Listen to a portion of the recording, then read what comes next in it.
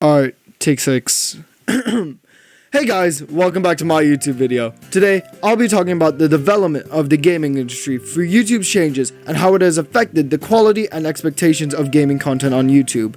YouTube is a Google-owned platform originating on Valentine's Day of 2005, which had the main goal of sharing online videos to a wider audience. It was founded by 3 previous PayPal employees, Stephen Chen, Chad Hurley, and Jawed Karim, and to this day, YouTube has been seeing major successes, with the platform generating over $30 billion in the span of 1 year and having 2.74 billion people accessing the platform monthly. While these numbers may seem impressive, the reality of YouTube is not as great as these statistics have made it out to be. YouTube had originally started off as a website that was a hobbyist place where people could upload videos of anything and everything, purely for the purpose of entertainment and getting a laugh out of people online that have never met before. As of now though, YouTube has felt more like a business, an experiment, rather than what its former intentions were. Specifically for the gaming industry on YouTube, the platform has decided to give less light to newer content creators of the genre, giving less chances for smaller channels with bigger ambitions to hit big. Alongside this,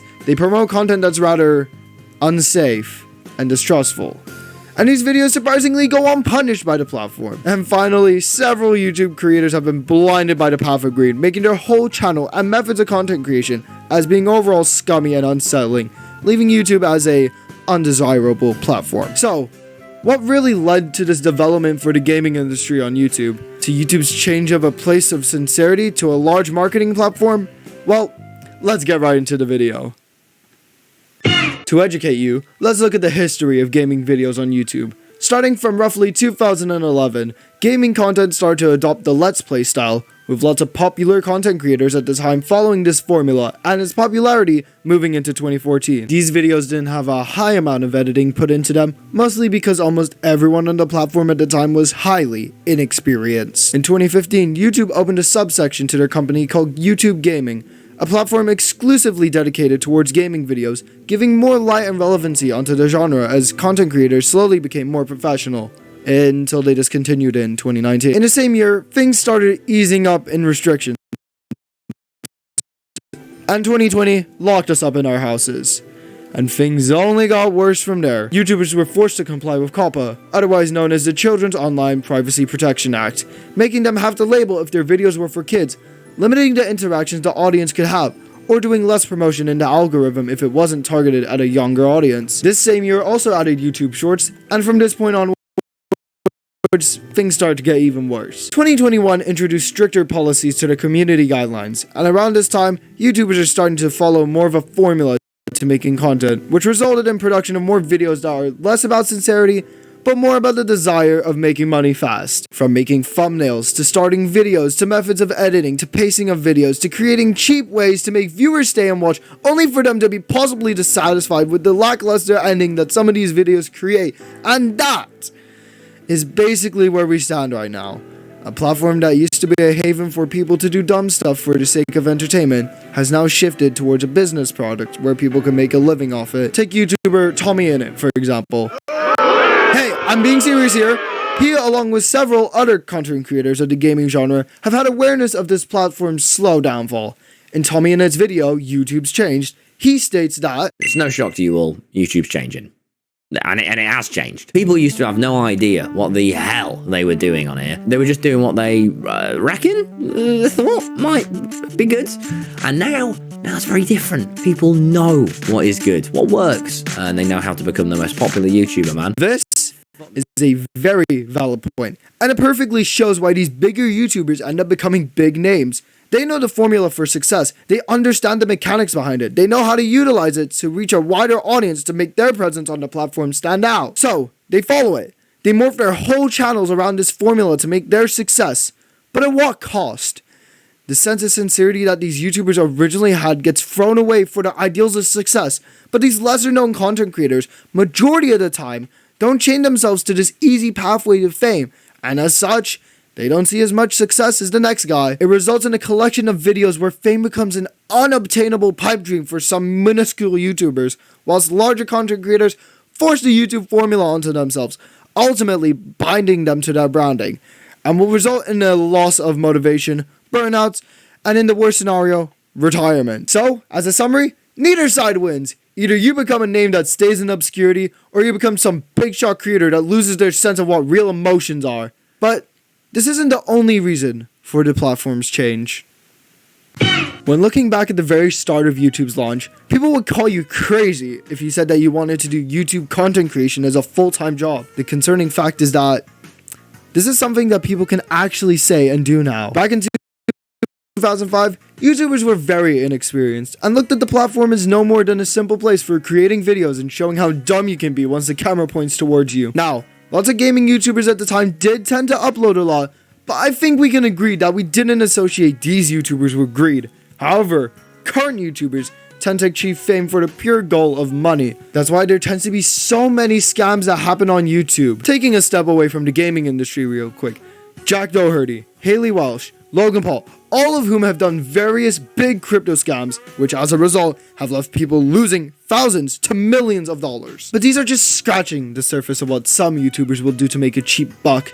Now, back to the gaming YouTubers. Some of these scams that the content creators of this genre are quite unique and varied from one another. So let's put these onto a spectrum in your mind for an easier understanding. On the left side is what we'll deem as the more tame forms of scamming. Still scummy, but not the worst thing that people have done. This side consists of scams such as clickbaiting thumbnails and titles, and fake giveaways.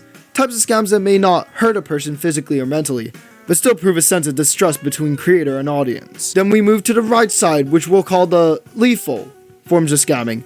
These affect an aspect or quality of a person's life, whether it will be money or mindset. Some examples of these are get-rich-quick schemes, otherwise known as crypto scams, most commonly, or exploitation of a younger audience range because of them being more gullible. These are the extremes of both sides, with some stray scam ideas being scattered around the spectrum. These types of scams are the main issue as to why larger content creators that follow these ideas will succeed more. These easy scam methods will appeal to a younger audience as they are more prone to click on things with big bold words, red arrows pointing to key things, and titles that indicate free donations to people watching the video. This results in the manipulation of a younger audience, but it stretches out to the algorithm as they perceive the videos as successful due to lying to the audience for self-success and profits. Let's look a bit deeper into this. Take YouTuber Penguin Zero for example.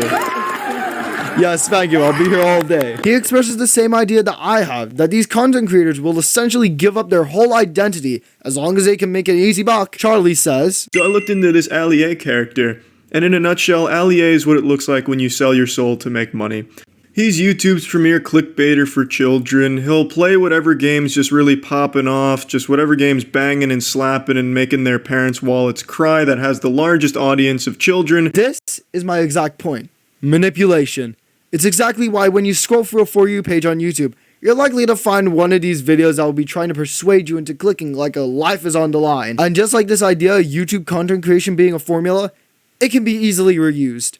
The thumbnails of YouTubers become repetitive, but they bring in views, so what's stopping these big shot names from just doing the same thing repeatedly if there's no stopping them from doing so and letting them create a heap ton of money from scamming their audience of their time and expectations? But this is only the tame side of the spectrum. Let's move to our lethal side, where things just get progressively worse. Looking at the exploitation of a younger audience, we begin to see a trend with certain gaming YouTubers having weird fantasies about the younger age demographic. And trust me, there are a lot of examples that I can talk about. I mean, it's so well known that lots of YouTubers have fallen into this category that people make jokes about this online. That one's my favorite. Unfortunately for us, this is basically the reality we have to deal with within the gaming industry, with so many content creators secretly having this hidden side to them that only comes out when they get in touching range of a young innocent child. I like this perspective mentioned by a relatively small YouTuber, Sad Bulldog, who in this video titled, "Why do so many YouTubers end up doing this?" He states that, What scares me the most is how common and seemingly unstoppable these people are, as they're big enough to be seen and appreciated everywhere, but somehow manage to loom in the shadows in the DMs of children. It's fucking gross, it's weird, and I just want to weep for those that have fallen victim just trying to make a friend or tell their favorite person how much they like them. this is a perfect explanation of the scary reality we have to face within YouTube's gaming community. We view innocence purely for what the creator presents to the public, but it isn't difficult for them to put on a personality when recording, hiding their true intents when negotiating, removing any suspicious traces when editing, or lying when proven wrong when exposed. Literally all of these are things that unfortunately happen because these gaming YouTubers exploit a younger audience by playing games that are popular with a younger audience. Minecraft! Even more unfortunately, these YouTubers are the ones that get promotion and exposure by YouTube. Why? Well, it's because they're the ones that typically perform well, bringing in pay for YouTube. It's the exact reason why they won't deplatform someone as controversial as MrBeast or Sniper Wolf. They bring in too many profits. And with the gaming industry, the successful ones that have a tendency for wanting to touch kids will be the ones that have more popularity. And YouTube won't want to remove their cash cows now, would they? It's basically an unavoidable fact that as we evolve and adapt, we'll begin to have a better understanding of the things we do. It's exactly how humans evolved to stand up straight, use their hands, and grow bigger brains. Within YouTube, we can see this through the evolution of content quality and uploads. If we look back at much older YouTubers, we can see the level of inexperience they had, with the editing being almost non-existent, and these videos practically just being the raw recordings that they had, with the inclusion of a face so that we can laugh at the expressions that they make over the most shocking of events. Was that the bite of 87? Groundbreaking. But as YouTubers learn and shape their formula for success, they learned the key points and ways of editing videos, spanning from over-the-top introductions and popping text on screen, to pacing and storytelling, and how to maintain viewer retention and keeping their audience spans on the video before they lose focus. And because of this, we've seen a rapid evolution in the quality of content.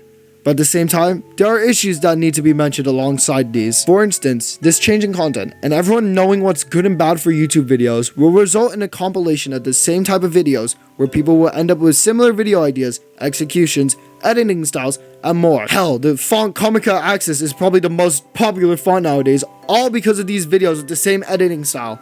Well, besides the Arial font. Or Comic Sans. Another point to look at is the fact that sometimes YouTubers will edit in a way that makes real people seem like characters, which could give a sense of dehumanization. They get treated as if they're nothing more than a driving factor in the video that will help produce a compelling and emotional storyline. It's exactly what we see from bigger YouTubers such as MrBeast, where his videos will have a lot of fast cuts, and most of the takeaways you get from the people in them are very stereotypical ideas. Why? Simple. The video doesn't give us the opportunity to actually see a fleshed out side to a person that makes them, well, human. It's a lot like a vignette. Definition: a brief evocative description, account, or episode. It's exactly what a lot of YouTubers have evolved to do with their videos, creating storylines rather than demonstrating personality. Sure, you could argue the fact that current YouTubers are more watchable because they skip over the less important parts of their videos, but answer this: do you think you could give an accurate and descriptive idea on who these people really are? Old gaming YouTube videos, while not having the greatest editing or pacing, depict YouTubers that enjoy what they're doing, whether it be from their creative ideas, situational reactions, social interactions, and more. The key thing about these old gaming YouTubers though, is that they always come back to doing what they want to do the most. It's why so many gaming YouTubers have a game they always prioritize as their main video game. It's because they enjoy playing the game, thus why lots of them continue to upload consistently and frequently. But what about current gaming YouTubers? Well, sure, there may be an occasion where you'll encounter someone who has a similar approach to video production and editing as these older videos, but majority of the time, gaming YouTubers nowadays care about one thing only: relevancy. When a new game comes out that becomes mainstream, it becomes essentially the content creator's job to instantly hop onto the trend and start streaming, recording, editing, uploading, or just any form of getting watchable content out so that YouTube will promote them the most, because that's what's popular with the algorithm. It's why you see games such as Fortnite, Lethal Company, Repo, and many more all flooding a Gamers For You page. It's because it's the most popular at the time, and in order for a gaming YouTuber to keep their relevancy, they believe it's the wisest option to start playing and recording whatever is the most popular game at the time. However, this doesn't always end up being the case, and I think YouTuber SunnyV2 gives a good reason as to why.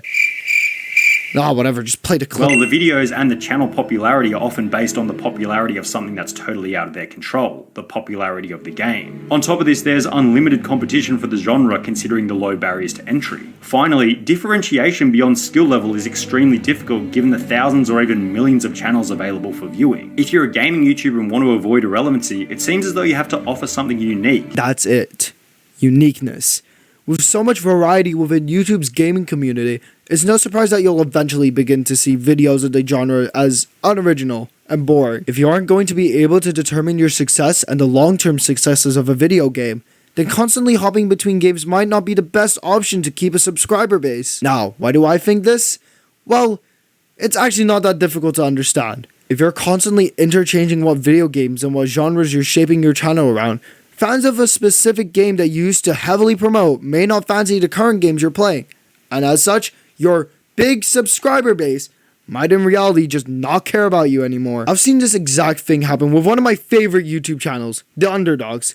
This is a bit bigger of a change than what I just described, so stay with me for a bit. The Underdogs are a group channel of 4 Australian YouTubers, Little Z, Hopcat, Papa1, and Director Cogger, otherwise known as Zach, Peter, Jordan, and Jackson. Previously on their channel, they began uploading occasional real-life videos that fans of the channel, including myself, really enjoyed. As such, the community supporting them started asking for a channel dedicated to their real-life video ideas, which they eventually agreed to. Now, while this may have seemed like a good idea to carry out success, the fact is their channel started off as a gaming YouTube channel. Not every single fan of their channel is going to appreciate their real-life videos, especially if it means cutting down on uploads to their gaming channel. And with some underperforming videos and burnout from trying to come up with new relevant ideas, they dropped the channel. I'd like to update though, as of recording this, they have just uploaded a video to their channel and revived it, so this is kind of out of date. This display of change to fit an algorithm is something that could most certainly apply to other gaming YouTubers of the industry. While changing priority video games for relevancy can help promote you for a bit, in the long run, it won't take long before your channel's light burns out. So what can really be done to maintain relevancy in the gaming industry? Well, here's a quote that I made myself. Success online should come from character, not constant change. If you end up being interesting enough on a base level with your raw personality, then that will keep people coming back to watch your videos, not the video game. A unique personality. I like literally Stephen the just Third said voice. that. So, what's the main takeaway from this? That YouTube sucks. No, I'll give an actual summary. YouTube is a platform that has evolved to promote content that is accepted at a community level as just downright wrong. Once a platform for fun and entertainment, now a business platform that asks you if you're able to sacrifice your identity and potentially others for just a chance at being the next big name. This fight for relevancy and to appeal to make money is a battle that should frankly be very, very lopsided. And sure, while I've mentioned the negative side of YouTube, there are still so many YouTubers in all genres that have managed to keep a good name for not just themselves, but the entire YouTube platform, even until their retirement or deaths in some unfortunate cases. Channels with one main face, such as DanTDM, Jacksepticeye, Markiplier, Technoblade, Stampy, Laserbeam, PewDiePie, and my favorite, Jablinski Games. So what's Jablin, Jables? Hell yeah. But why stop there? There are also group channels such as Do Perfect, Sidemen, Glitch, The Game Fears, Party Crashers, Underdogs, Team Edge, The Drunk Men's Choir, and another personal favorite, The Fellas. This is... Okay, maybe not my best look.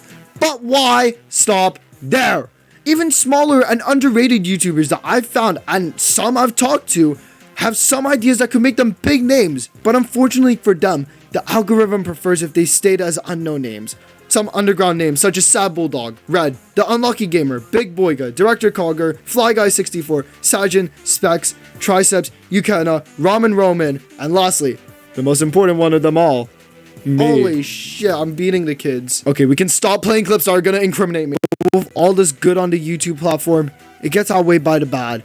Because of all these changes to YouTube and its functions, it really restricts the creative mind and freedom that one has. It could bind you to a brand or identity, such as Dream having to wear a mask 24/7, or IShowSpeed almost always having to act like a dumbass. Either that, or corrupts you into this money-hungry, fame-seeking gremlin, such as Rice Gum, Eric, Logan Paul, MrBeast, and probably a lot of other YouTubers that I've failed to mention because there's so damn many of them. However, the fame that YouTubers can get sometimes seeps into society, and the brand name of YouTube and this big idea of being a YouTuber becomes a potential dream for some people. People such as Tyler Oakley creating a book on personal life experiences, MrBeast creating Beast Games on Amazon Prime, KSI and the Paul Brothers being current boxers. All these YouTubers creating these products and names for themselves will give members of the public with no awareness of the platform their own perspective based on these, which will further bring attention to YouTube as a platform and YouTubers. But with all of this exposure, it can also lead to the dark truth of YouTubers and these specific points of exploitation and greed becoming a surface level idea. This could give an overarching idea of YouTube as a negative platform, and as such, People may protest against this idea of YouTube, and as such, it could lead to a potential downfall for the platform. My personal take on this, if YouTube doesn't change, then its downfall may come sooner than we think. But hey, this is all coming from a high schooler that thinks he knows what he's talking about. But this world is always changing. You can never be sure of what's going to happen next. We can just assume and predict what's going to happen. But will we ever actually know? It's only a matter of time until we find the future of YouTube in our society and world.